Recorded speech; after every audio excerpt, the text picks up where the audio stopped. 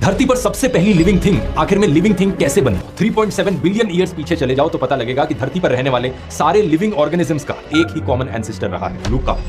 India के सबसे मशहूर एजुकेशनल और informational YouTube channel Dhruv Rathee ने हाल ही में अपने यूट्यूब चैनल पर एक वीडियो पोस्ट किया अस्सलामु अलैकुम वरहमतुल्लाहि बरकातहू। उम्मीद है आप लोग सब खैरियत से होंगे। मैं भी अल्हम्दुलिल्लाह अल्लाह का लाख लाख शुक्र एहसान खैरियत से हूँ। और इंशाअल्लाह जिस वीडियो पर रिएक्शन देने आ रहे हैं, हंसी टीवी इनका चैनल का नाम है। इनका चैनल का लिंक मैं डिस्क्रिप्शन बॉक्स में दे दूँगा। आप लोग उनका चैनल सब्सक्राइब करिएगा और मेरी वीडियो एंड तक देखिए। दोस्तों, आज की वीडियो बड़ी इम्पोर्टेंट है और बड़ी इबरत वाली वीडियो हुई है। दोस्तों, हाल ही में ध्रुव राठी ने एक वीडियो बनाई थी। साइंटिफिकल उनका ये मानना है, क्योंकि वो हिंदू एथियस्ट हैं, तो उनका ये मानना है कि कोई भी अल्लाह, कोई भी भगवान, कोई भी गॉड है ही नहीं दुनिया में, जो उनका ये मानना है। तो उन्होंने अभी हाल ही में एक वीडियो बनाई थी कि उनका ये कहना है कि बंदरों से इंसान पैदा हुए, मतलब बने हैं, बंदरों से इंसान बने हैं, उनका इस तरह से मानना है। तो हंसी टीवी उन्होंने जवाब जो दिया है दोस्तों, बड़ा प्यारा जवाब है, बड़ा बेहतरीन जवाब दिया है। उन्होंने साइंस के हिसाब से प्रूफ करने की कोशिश की है और इन्होंने एक एक चीज़ को तफसील से, हदीस से, कुरान से साबित करने की कोशिश की है। तो आइए हम लोग इस पूरी वीडियो को एंड तक देखते हैं दोस्तों, कि ध्रुव राठी का जो कहना है और हंसी टीवी का जो कहना है, इसमें क्या बात है, उन्होंने किस तरह से कहा है और उन्होंने किस तरह से उनको जवाब दिया है, उन्होंने समझाने की कोशिश भी की है। क्योंकि अल्लाह ने पूरी कायनात को बनाया है। एक एक चीज़ अल्लाह ने बनाई है, एक एक चीज़ अल्लाह ने बनाई। ये ज़मीन, ये चाँद, सितारे, ये इंसान की जो पूरी बॉडी है, इसमें हर चीज़ अल्लाह की नेमत है। सांस लेना, आंखों से देखना, सूंघना, सुनना, ये दिल धड़कता है, एक एक चीज़ अल्लाह की नेमत है। अगर कोई इसे ना माने तो उसको कोई कुछ नहीं कर सकता। बहरहाल आइए पहले हम लोग ये वीडियो देखते हैं दोस्तों, फिर उसके बाद बात करते हैं। वीडियो एंड तक ज़रूर देखिएगा, जितना हो सके इसको शेयर करिएगा। चलिए पहले वीडियो स्टार्ट करते हैं, फिर उसके बाद बात करते हैं। धरती पर सबसे पहली लिविंग थिंग, आखिर में लिविंग थिंग कैसे बनी? 3.7 बिलियन ईयर्स पीछे चले जाओ तो पता लगेगा कि धरती पर रहने वाले सारे लिविंग ऑर्गेनिजम्स का एक ही कॉमन एंसेस्टर रहा है, लूका। इंडिया के सबसे मशहूर एजुकेशनल और informational YouTube channel Dhruv Rathee ने हाल ही में अपने यूट्यूब चैनल पर एक वीडियो पोस्ट किया, जिसके अंदर ये एक्सप्लेन किया कि दुनिया के तमाम इंसान, पेड़ पौधे, परिंदे और हर एक जिंदा जीव जो कि आज मौजूद है, वो जिंदा है। इन सब का इंसेस्टर यानी पड़ दादा एक यूनिसेलुलर जानदार था जिसका नाम था लूका। और इसी यूनिसेलुलर जानदार ने यानी एक सेल वाले जानदार ने बाद में मल्टी सेलुलर जानदार के अंदर बदलकर जमीन पर जिंदगी की शुरुआत की। और इनके मुताबिक ये अरबों सालों की एवोल्यूशन का प्रोसेस था, जो कि आहिस्ता आहिस्ता चलकर बंदरों को इंसानों में बदल देता है। आप जरा ये वीडियो देखें। और आज धरती पर जितनी भी लिविंग थिंग्स मौजूद हैं, चाहे प्लांट्स हो, एनिमल्स हो, फंगस हो, एल्गी हो या बैक्टीरिया ही क्यों ना हो, हम सब इस एक ऑर्गेनिज्म से इवॉल्व हुए हैं। अब ऐसा नहीं है कि लूका पहला लिविंग ऑर्गेनिज्म था धरती पर जिंदा रहने वाला। इससे पहले भी कई लिविंग ऑर्गेनिजम्स रहे होंगे, लेकिन साइंटिस्ट को नहीं पता कि वो कैसे दिखते होंगे। इनफैक्ट साइंटिस्ट को यह भी नहीं पता कि लूका कैसा दिखता। ये वीडियो दरअसल इनडायरेक्टली एथिसिज्म और इनके नजरियात को प्रमोट करता है, जिनकी तमाम लॉजिक इस बात पर बेस होती है जो साइंस या लॉजिक साबित कर सके। इसके अलावा वो ना किसी क्रिएटर को मानते हैं, ना किसी खुदा को, और ना किसी दीन की तालीमात को मानते हैं, बल्कि इस यूनिवर्स समेत जमीन पर जिंदगी को एक हादसा या फिर इत्तफाक या फिर एक घोड़ा समझते हैं जो कि गलती से जमीन पर निकल गया, जिसका कोई मकसद नहीं सिवाय इसके कि इंसान भी जानवरों की तरह अपनी तबई उम्र पूरी करे, जानवरों की तरह बच्चे पैदा करे और इसके बाद सुकून से जाकर मर जाए। अपनी एक Q&A वीडियो के अंदर वो ये कह चुका है कि हाँ, मैं एथियस्ट हूं और जो कुछ भी मैंने साइंस को पढ़कर स्टडी किया, इसके मुताबिक कोई खुदा मौजूद नहीं है। मैंने जो अंडरस्टैंडिंग डेवलप करी है, मेरी राय में कोई भगवान, कोई अल्लाह, कोई गॉड एग्जिस्ट नहीं करता। वैसे तो अगर मैं इस पूरी वीडियो को एक्सप्लेन करने लगूं तो ये वीडियो कई घंटे लंबी हो जाएगी, सो इसलिए हम कोशिश करते हैं कि सिर्फ रूट कॉज को पकड़ें या फिर ऐसी चीजें जो कि इस वीडियो की बुनियाद है। और इसलिए टाइम को बचाते हुए हम डायरेक्टली बात करेंगे लूका सेल पर, जिसके बारे में ये दावा किया जा रहा है कि वो जमीन पर जिंदगी की शुरुआत करने वाला सबसे पहला जानदार था। अब इन लोगों के लिए क्योंकि लॉजिक और साइंस ही सब कुछ है, जो कुछ वो प्रूव कर दें तो ये हर चीज मानने को तैयार हो जाते हैं। लिहाजा इन्हीं की लॉजिक के मुताबिक और इन्हीं की चीजों के मुताबिक हम इनको कायल करने की कोशिश करेंगे। अब लूका के बारे में जो कुछ बयान किया जा रहा है, क्या ये थ्योरी साइंटिफिकली और लॉजिकली ठीक भी है या नहीं, क्योंकि मजहब की तालीमात को तो एथियस्ट सबूत के तौर पर मानते ही नहीं है। लिहाजा इन्हीं की फील्ड के अंदर रहकर इनको कायल करना जरूरी है और इसीलिए हम कोशिश करेंगे कि साइंटिफिकली और लॉजिकली इसको ज्यादा प्रूव करने की कोशिश करें। सबसे पहली बात यह है कि अगर अल्लाह ताला चाहता तो पूरी दुनिया के इंसानों को हिदायत दे देता, किसी को क़यामत के दिन जहन्नुम का अजाब ना दिया जाता। लेकिन अल्लाह फरमाता है, जिसका मफहूम है कि जो शख्स इस दीन को पाने के लिए, हक तक पहुंचने के लिए कोशिश करेगा, मैं इसके लिए रास्ता आसान कर दूंगा। और जो शख्स कोशिश नहीं करेगा, तमाम निशानियां नजर आने के बावजूद भी तकब्बुर की वजह से अपना मुंह से मोड़ लेगा, तो अल्लाह ताला उनको सजा के तौर पर हमेशा के लिए दुनिया के अंदर भी गुमराही में रखेगा और आखिरत का हमेशा का अजाब उनके लिए अलग है।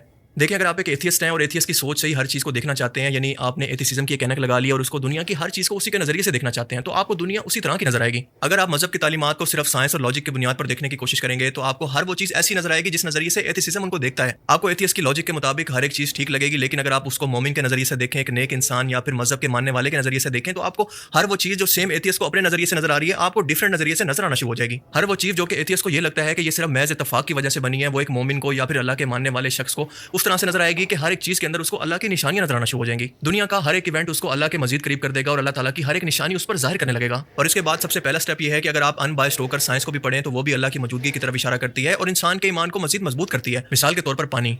इसी एवोल्यूशन और अर्थ की फॉर्मेशन की एक वीडियो के अंदर ध्रुव का कहना था कि हमारी ये जमीन आज से तकरीबन 4.5 करोड़ साल पहले आग का एक बहुत बड़ा गोला थी जिस पर जिंदगी का वजूद मुमकिन नहीं था। और फिर इसी आग के गोले पर जो कि एक लावा की तरह था जमीन पर जिंदगी की शुरुआत करने वाली एक इंतहाई अहम चीज कहीं आसमानों से आती है जिसका नाम था पानी। और साइंस में तो आज ये फैक्ट है, दुनिया का हर साइंटिस्ट ये मानता है कि जमीन की शुरुआत के दिनों के अंदर पानी जमीन पर मौजूद नहीं था बल्कि ये आसमानों से कहीं पर जमीन पर आया, एस्ट्रॉयड और मेट्रॉइड्स की शक्ल के अंदर। अब ध्रुव के मुताबिक आज से तकरीबन 450 करोड़ साल पहले जब जमीन एक आग का गोला थी इसको ठंडा करने के लिए और जमीन पर जिंदगी की शुरुआत करने के लिए यहाँ पर पानी उतारा गया और ये पानी आसमान से आया था एस्ट्रॉयड और मेट्रॉइड्स की शक्ल के अंदर। जब यही मेट्रॉइड और एस्ट्रॉइड जमीन से टकराते हैं तो जमीन पर समंदर बनते हैं और इसके किनारे बनते हैं ताकि इनसे पानी बाहर ना निकल सके। और इन्हीं समंदरों की गहराई के अंदर आतिशफिशा लावा के फटने की वजह से गर्मी पैदा होती है जिसने एक लाइफ सूप बनाकर तमाम मिनरल्स को इकट्ठा किया जो कि दुनिया का पहला यूनिसेलुलर जानदार यानी लूका को जन्म देता है। अब ध्रुव की पूरी वीडियो इसी चीज पर बेस करती है, लिहाजा सबसे पहले आप इसका वीडियो क्लिप देखें जिसके बाद आपको ये टोटल सिनेरियो बेहतर तौर पर समझ आ जाएगा। धरती आज से 400 करोड़ साल पहले एक उबलता हुआ लावे का गोला, कैसा गोला जिस पर जिंदगी का कोई नामो निशान तक नहीं। नर्क जैसी हालत थी धरती पर। इस समय 4.6 बिलियन ईयर्स पहले से लेकर 4 बिलियन ईयर्स पहले तक ज्यादातर जो पानी की मात्रा बढ़ रही थी उसके पीछे एक बड़ा कारण था ये जो एस्ट्रॉइड्स और कॉमेट्स धरती से आकर टकरा रहे हैं। और अब इसी सीरीज की नेक्स्ट वीडियो के अंदर ध्रुव ने एक्सप्लेन किया कि जमीन पर जिंदगी की शुरुआत कैसे हुई और पूरी की पूरी लूका की कहानी पर यह वीडियो बेस करती है। अब साइंस के मुताबिक और ध्रुव की एक्सप्लेनेशन के मुताबिक जो भी चीजें हैं जमीन पर जिंदगी की शुरुआत की वजह बनी है जरा इनको नोट डाउन करने की कोशिश करते हैं और एक एक करके उसको एक्सप्लेन करेंगे। सबसे पहले ध्रुव ने बताया कि जब जमीन बनी तो ये आग का एक गोला थी और ये बहुत ही गर्म थी, बिल्कुल एक लावा की तरह। अब जाहिर है कि इस कदर टेम्परेचर के अंदर और इस सूरत हाल के अंदर जमीन पर जिंदगी का वजूद मुमकिन नहीं था, लिहाजा आसमानों से कहीं पर अनजान जगह से एस्ट्रॉइड और मेट्रॉइड की शक्ल में जमीन पर पानी उतारा गया।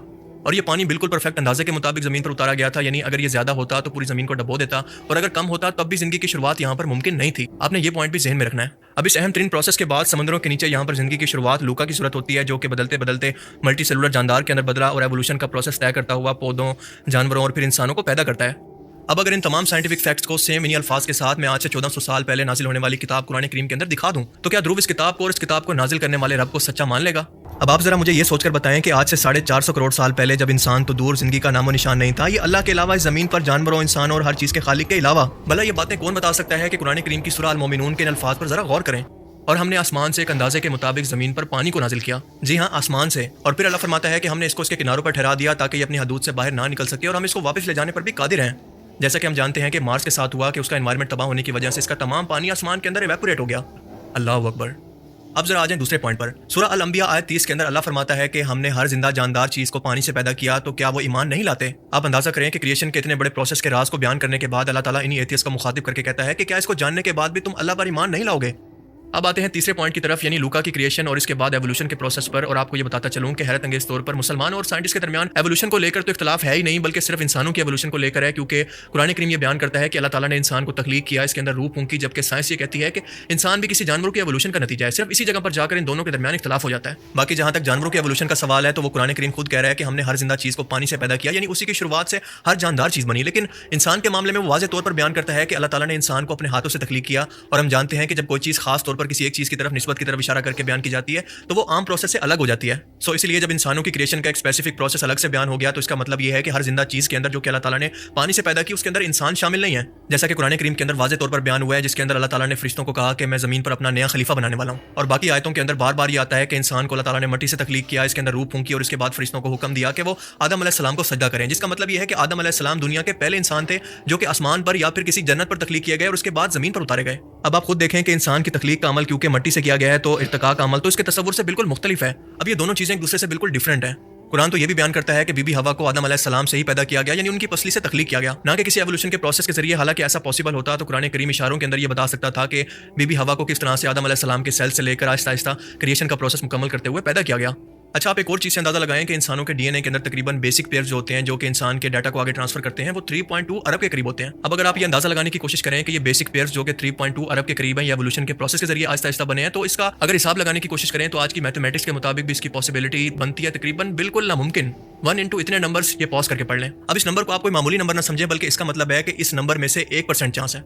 ह्यूमन एवोल्यूशन के तौर पर जो लाखों साल पुरानी बंदरों की मम्मी को पेश किया जाता है कि ये इंसानों के एंसेस्टर थे जो कि लाखों साल पहले मौजूद थे, दरअसल ये भी बहुत बड़ा फ्रॉड है। और मैं इसको फ्रॉड इसलिए कह रहा हूं क्योंकि इनकी उम्र को जांचने का प्रोसेस ही बिल्कुल गलत है, जो कि काफी कंट्रोवर्शियल भी है और दुनिया के बहुत सारे साइंटिस्ट इसको मानते ही नहीं है। इस प्रोसेस को कहते हैं कार्बन डेटिंग, जिसका नाम भी आपने सुना होगा, लेकिन इसको डिटेल के अंदर मैं एक्सप्लेन करने लगूं तो ये पूरी वीडियो बन सकती है। सो मैं कोशिश करूंगा कि इसको आसान से आसान अल्फाज के अंदर मैं आपको समझाने की कोशिश करूं ताकि ये पॉइंट क्लियर हो जाए कि ये कितना बड़ा फ्रॉड है। अब जो लोग कार्बन डेटिंग के बारे में नहीं जानते उनको ये बता दूं कि कार्बन डेटिंग या फिर रेडियो कार्बन डेटिंग एक ऐसा साइंसी तरीका है जिसके जरिए किसी भी ऑर्गेनिक चीज की उम्र मालूम की जा सकती है।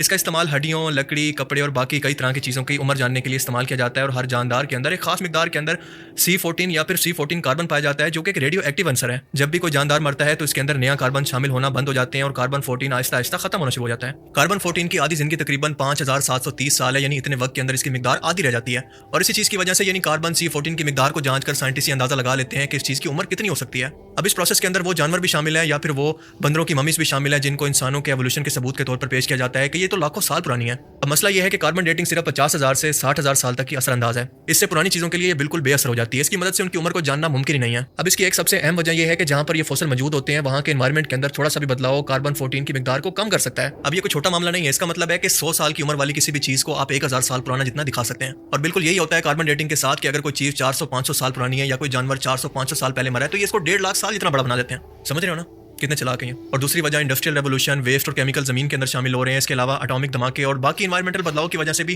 कार्बन 14 की मिकदार के अंदर फर्क पड़ सकता है, जो कि इसकी उम्र के नतीजे पर असर डालता है। और यही वजह है कि आज ज्यादातर साइंटिस्ट खुद भी इस प्रोसेस को ठीक नहीं मानते, जिसकी मदद से पूरी की पूरी एवोल्यूशन की बुनियाद बना दी गई है कि ये हमारे एंसेस्टर या फिर बंदरों की एवोल्यूशन के बाद हम इंसान बने हैं। बताओ यार। मॉडर्न साइंस कहती है कि मौजूदा इंसान की इब्तिदा 2 लाख साल पहले हुई, लेकिन कुरान और हदीस के मुताबिक हज़रत आदम अलैहिस्सलाम की उम्र 10,000 साल से पुरानी नहीं है। और इस चीज को ये बात भी सपोर्ट करती है कि इंसानी तारीख के अंदर जितना भी रिकॉर्ड हमारे पास मौजूद है वो 10,000 साल से पुराना तो है ही नहीं। और ये छोटा सा पॉइंट एवोल्यूशन के बहुत बड़े दावे को गलत साबित करने के लिए काफी है। और शायद आपको पता ना हो, आपको बताता चलूं कि एवोल्यूशन के प्रोसेस को यानी ह्यूमन एवोल्यूशन को 80% साइंटिस्ट सच ही नहीं मानते। और इसकी सबसे अहम वजह यह है कि इसको दोबारा से एक्सपीरियंस नहीं किया जा सका, यानी इंसान बनने के बाद बिल्कुल उसी जगह पर टिक गए, उनके अंदर कोई एवोल्यूशन का प्रोसेस हजारों सालों से देखा ही नहीं गया। और हम लैब के अंदर भी इस तरह का एनवायरमेंट नहीं बना सकते कि एवोल्यूशन को प्रैक्टिकली तौर पर साबित कर सकें। इसी वजह से हम इसको थ्योरी कहते हैं, कोई साइंस का कोई कानून नहीं। और ये चीज जाहिर सी बात है कि सेंस भी बनाती है। और अब जहां तक लूका की शुरुआत की बात है तो हमें इसके ओरिजिन का नहीं पता कि ये दुनिया में कैसे पहले जानदार के अंदर बदला। ये सिर्फ एक थ्योरी है, पर ये सच है और यूनिवर्सल कानून है कि कोई भी बेजान चीज किसी भी जानदार चीज को पैदा नहीं कर सकती। आप अगर इस थ्योरी को सच मानते हैं तो इसका मतलब ये है कि आप किसी भी बेजान चीज को आज के टाइम के अंदर भी जानदार चीज के अंदर बदल सकते हैं। और ध्रुव ने अपनी वीडियो के अंदर जिस एक्सपेरिमेंट का जिक्र किया है कि बेजान चीजों को लैब के अंदर एक बार फिर से जानदार चीजों के अंदर बदलने का कामयाबी से तजर्बा किया गया है, वो काफी सारी शराइत के साथ स्पेसिफिक है।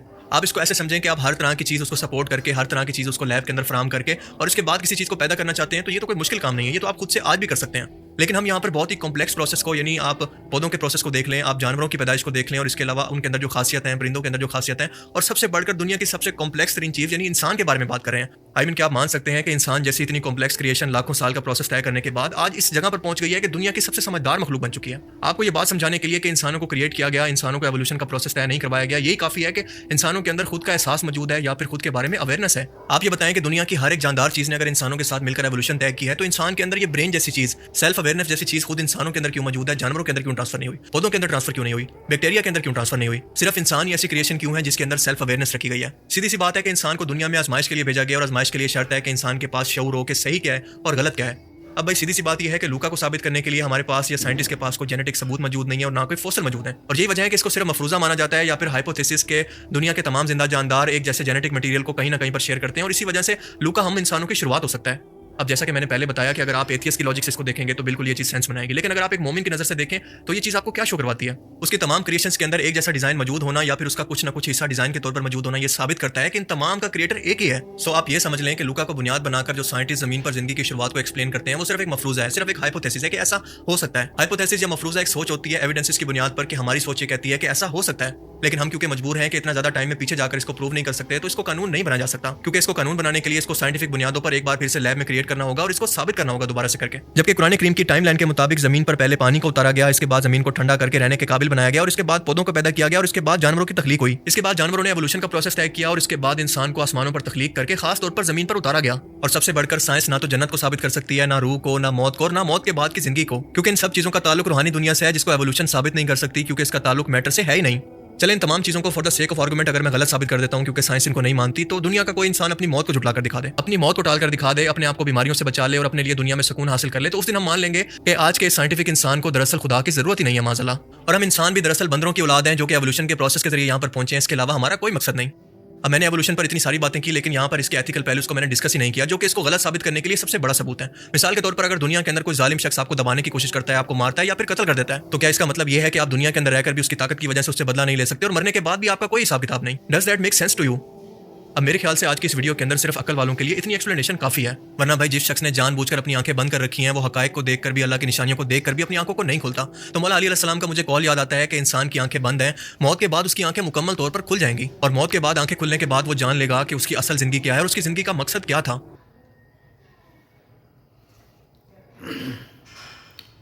तो दोस्तों, ये था हमारा रिएक्शन जो आपने देखा। बड़ी बेहतरीन वीडियो थी, बड़ी समझने वाली वीडियो थी कि किस तरह से उन्होंने बेहतरीन जवाब दिया है हर उस शख्स को कि जो अल्लाह को नहीं मानते हैं। दोस्तों, ये अल्लाह ने पूरी दुनिया बनाई, ये कायनात बनाई, ये हर चीज़ अल्लाह की बनाई हुई है, ये समझ लीजिए आप। अल्लाह ताला हर इंसान को, चाहे जानवर हो, कीड़े मकोड़े हों, आसमान हो, चाहे सबको अल्लाह ने बनाया है, और एक दिन ये सब ख़त्म हो जाएगा, सिर्फ बाकी रहेगा अल्लाह की ज़ात, अल्लाह। और मौत को भी अल्लाह ताला मौत दे दे क़यामत वाले दिन, बाकी रहेगी सिर्फ अल्लाह की ज़ात। तो अब जो लोगों का मानना है कि बंदर से इंसान बने, तो उनको कौन समझा सकता है दोस्तों। और जिस ताकतवर ने गरीब पे जुल्म किया, उसका हिसाब भी उसको देना होगा अल्लाह की बारगाह में, क्योंकि अल्लाह ताला ने दुनिया को बनाया ऐसे सिस्टम से, किसी को अमीर, किसी को गरीब, किसी को ताकतवर, किसी को कमज़ोर। जो जबर पड़ेगा उसने दुनिया में उसको दबा लिया, क़यामत वाले दिन उसको हिसाब देना होगा, और ये इंसाफ होगा। अल्लाह ताला का इंसाफ सबसे अफजल, सबसे बेहतरीन इंसाफ होगा। चाहे कुछ भी हो जाए, इंसाफ उसको मिल कर रहेगा क़यामत वाले दिन, चाहे वो कोई भी शख्स हो, चाहे अमीर हो, गरीब हो, ताकतवर हो, कोई भी हो। तो इसलिए हमारा ईमान है अल्लाह ताला सब कुछ देख रहा है, और अल्लाह के सिवा कोई माबूद नहीं। अब जो लोग मानते हैं वो तो उनकी अपनी मर्ज़ी है, माने ना माने, लेकिन अल्लाह बाकी रहेगा हमेशा। और बस अब क्या कहें, अब आप लोग को, बाकी तो वीडियो आप लोगों ने देखा ही है। तो उम्मीद है आपको वीडियो हमारी अच्छी लगी होगी। वीडियो अच्छी लगी तो उसको शेयर करिएगा। हम मिलेंगे आपसे इंशाअल्लाह नेक्स्ट वीडियो में। तब तक के लिए अस्सलाम वालेकुम व रहमतुल्लाहि व बरकातहू।